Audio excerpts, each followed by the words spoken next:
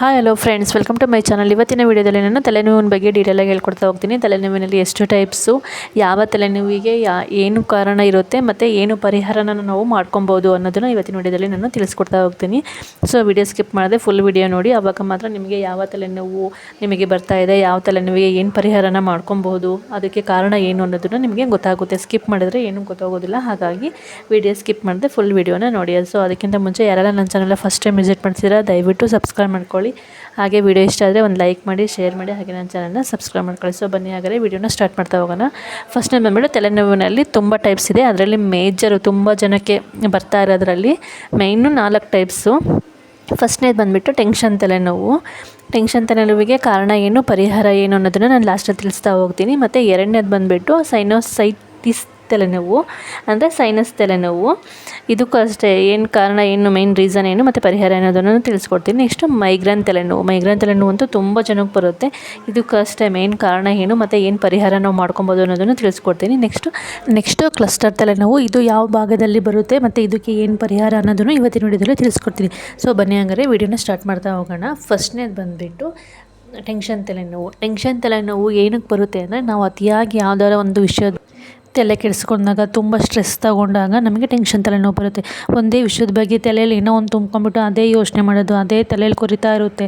ಆ ಥರ ಅತಿಯಾಗಿ ನಾವು ಟೆನ್ಷನ್ ಮಾಡಿಕೊಂಡ್ರೆ, ಯಾವ್ದಾರ ಕೆಲಸದ ವಿಷಯದಲ್ಲೇ ಆಗಿರ್ಬೋದು ಅಥವಾ ಮಾನಸಿಕ ಏನಾದರೂ ಟೆನ್ಷನ್ ಆಗಿರ್ಬೋದು, ಆ ಥರ ಅತಿಯಾಗಿ ನಾವು ತಲೆ ಕೆಡಿಸ್ಕೊಂಡಾಗ ನಮಗೆ ಟೆನ್ಷನ್ ತಲೆನೋವು ಬರುತ್ತೆ. ಇದು ಯಾವ ಭಾಗದಲ್ಲಿ ಬರುತ್ತೆ ಅಂತ ಹೇಳೋದಾದರೆ, ಹಣೆ ಮೇಲೆ ಫುಲ್ಲು, ಹಣೆ ಮತ್ತು ಹಣೆ ಸುತ್ತ ಹಿಂಗೆ ತಲೆ ಹಿಂಭಾಗ, ಅಲ್ಲಿ ತುಂಬಾ ತಲೆನೋವು ಬರ್ತಾ ಇರುತ್ತೆ. ತಡ್ಕೊಳಕ್ಕಾಗ್ತಾರಲ್ಲ, ಆ ಥರ ತಲೆನೋವು ಬರುತ್ತೆ ಇದು. ಇದಕ್ಕೆ ಪರಿಹಾರ ಏನು ಅಂತ ಹೇಳೋದಾದರೆ, ಮೆಡಿಟೇಷನ್ ಮಾಡ್ತಾ ಬರಬೇಕು. ನೀವು ಡೈಲಿ ಮೆಡಿಟೇಷನ್ ಮಾಡ್ತಾ ಬರೋದ್ರಿಂದ ನಿಮ್ಮ ಒಂದು ಸ್ವಲ್ಪ ಕೋಪ ಕಮ್ಮಿ ಆಗ್ತಾ ಬರುತ್ತೆ. ಮತ್ತು ನೀವು ಸಣ್ಣ ಪುಟ್ಟ ವಿಷಯಕ್ಕೆಲ್ಲ ಟೆನ್ಷನ್ ಮಾಡ್ಕೊಳೋದು ಅದೆಲ್ಲ ಕಮ್ಮಿ ಆಗ್ತಾ ಬರುತ್ತೆ. ಆವಾಗ ಆಟೋಮೆಟಿಕ್ಕಾಗಿ ತಲೆನೋವು ಕಮ್ಮಿ ಆಗ್ತಾ ಹೋಗುತ್ತೆ. ಸೊ ಇದಕ್ಕೆ ಬೆಸ್ಟ್ ಪರಿಹಾರ ಅಂದರೆ ನೀವು ಡೈಲಿ ಮೆಡಿಟೇಷನ್ ಮಾಡ್ತಾ ಬನ್ನಿ. ನಿಮಗೆ ತಲೆನೋವು ಬಂದಾಗೂ ಅಷ್ಟೇ ಒಂದು ಸ್ವಲ್ಪ ಮೆಡಿಟೇಷನ್ ಮಾಡಿ, ಆವಾಗ ಮನಸ್ಸು ಕೂಲ್ ಆಗುತ್ತೆ, ಮೈಂಡು ಕೂಲ್ ಆಗುತ್ತೆ. ಆವಾಗ ತಲೆನೋವು ಸ್ವಲ್ಪ ಕಮ್ಮಿ ಆಗ್ತಾ ಹೋಗುತ್ತೆ. ನೆಕ್ಸ್ಟ್ ಎರಡನೇದು ಬಂದುಬಿಟ್ಟು ಸೈನಸ್ ತಲೆನೋವು. ಇದು ಎಲ್ಲಿ ಬರುತ್ತೆ ಅನ್ನೋದಾದರೆ, ಕಣ್ಣಿನ ಕೆಳಗಡೆ ಮತ್ತು ಕಣ್ಣಿನ ಮೇಲೆ ಈ ಥರ ಫುಲ್ಲು ನೋವು ಬರ್ತಾ ಇರುತ್ತೆ. ತಡ್ಕೊಳಕ್ಕೆ ಆಗ್ತಿರಲ್ಲ. ಕಣ್ಣಿನ ಮೇಲೆ ಮತ್ತು ಕೆಳಗಡೆ, ಇಲ್ಲಿ ಹಣೆ ಹತ್ರ, ಅಲ್ಲಿ ಜಾಸ್ತಿ ನೋವು ಬರ್ತಾ ಇರುತ್ತೆ. ಕಣ್ಣು ಜಾಸ್ತಿ ನೋವ್ತಾ ಇರುತ್ತೆ. ಆ ಥರ ತಲೆನೋವು ಬರುತ್ತೆ. ಈ ಥರ ತಲೆನೋವು ಬಂದು ಅಂದರೆ ಈ ತಲೆನೋವು ಅಂತ ಅರ್ಥ. ಇದು ಬಂದಾಗ ನಾವು ಏನು ಮಾಡಬೇಕು ಅಂದರೆ, ಸ್ವಲ್ಪ ಬಿಸಿ ನೀರಿಗೆ ಸ್ವಲ್ಪ ಅರಿಶಿನ ಹಾಕ್ಕೊಂಬಿಟ್ಟು ಅದನ್ನು ಸ್ಟೀಮ್ ತೊಗೊಬೇಕು. ನಾವು ಇವಾಗ ಏನು ಶೀತ ಕೆಮ್ಮು ಆದಾಗೆಲ್ಲ ಸ್ಟೀಮ್ ತೊಗೊತೀವಲ್ಲ, ಆ ಥರ ಈ ತಲೆನೋವು ಬಂದಾಗ ಏನು ಮಾಡಬೇಕು ಅಂದರೆ, ಬಿಸಿ ನೀರಿಗೆ ಸ್ವಲ್ಪ ಅರಿಶಿನ ಹಾಕ್ಕೊಳ್ಳಿ. ಅರಿಶಿನ ಹಾಕ್ಕೊಂಬಿಟ್ಟು ನೀವು ಸ್ಟೀಮ್ ತೊಗೊಳೋದ್ರಿಂದ ಈ ತಲೆನೋವು ಕಮ್ಮಿ ಆಗ್ತಾ ಬರುತ್ತೆ. ಇವಾಗ ಕಣ್ಣಿನ ಕೆಳಗಡೆ ಮೇಲೆ ಎಲ್ಲ ತುಂಬ ನೋವು ಮತ್ತು ಮೇಲೆ ಹಣೆ ಎಲ್ಲ ತುಂಬ ನೋವ್ತಿರೋ ಥರ ಸ್ಟೀಮ್ ತೊಗೊಂಡಾಗ ಅದು ಆಟೋಮೆಟಿಕ್ಕಾಗಿ ಕಮ್ಮಿ ಆಗುತ್ತೆ. ಈ ಥರ ನಿಮಗೇನಾದ್ರು ಸಿಮ್ಟಮ್ಸ್ ಇತ್ತು ಅಂದರೆ ಈ ಒಂದು ಸೊಲ್ಯೂಷನ್ನ ನೀವು ಮಾಡ್ಕೊಬೋದು. ನೆಕ್ಸ್ಟ್ ಎರಡನೇದು ಬಂದುಬಿಟ್ಟು ಮೈಗ್ರೇನ್ ತಲೆನೋವು. ಮೈಗ್ರೇನ್ ತಲೆನೋವು ಅಂತೂ ತುಂಬ ಜನಕ್ಕೆ ಬರ್ತಾ ಇದೆ ಇವಾಗ. ಇದು ಯಾವ ಥರ ಬರುತ್ತೆ ಅಂದರೆ, ಅರ್ಧ ತಲೆನೋವು. ಇವಾಗ ದಿನ ಅರ್ಧ ಕಡೆ ತಲೆನೋವು ಬಂತು ಅಂದರೆ, ಇನ್ನೊಂದು ದಿನ ಯಾವಾಗೋ ಇನ್ನು ಅರ್ಧ ಕಡೆ, ಇವಾಗ ಲೆಫ್ಟ್ ಸೈಡ್ ಬಂತು ಅಂದರೆ ಇನ್ನೊಂದು ಸಲ ತಲೆನೋವು ಬಂದಾಗ ರೈಟ್ ಸೈಡ್ ಬರುತ್ತೆ. ಈ ಥರ ಅರ್ಧ ತಲೆನೋವು ಮಾತ್ರ ಬರುತ್ತೆ. ಒಂದು ಸಲ ಬಲಭಾಗ, ಒಂದು ಸಲ ಎಡಭಾಗಕ್ಕೆ ಈ ತಲೆನೋವು ಬರ್ತಾ ಇರುತ್ತೆ. ಇದು ಬರೋದಕ್ಕೆ ರೀಸನ್ ಏನಪ್ಪ ಅಂದರೆ, ಟೈಮಿಗೆ ಸರಿಯಾಗಿ ಊಟ ಮಾಡಬೇಕು.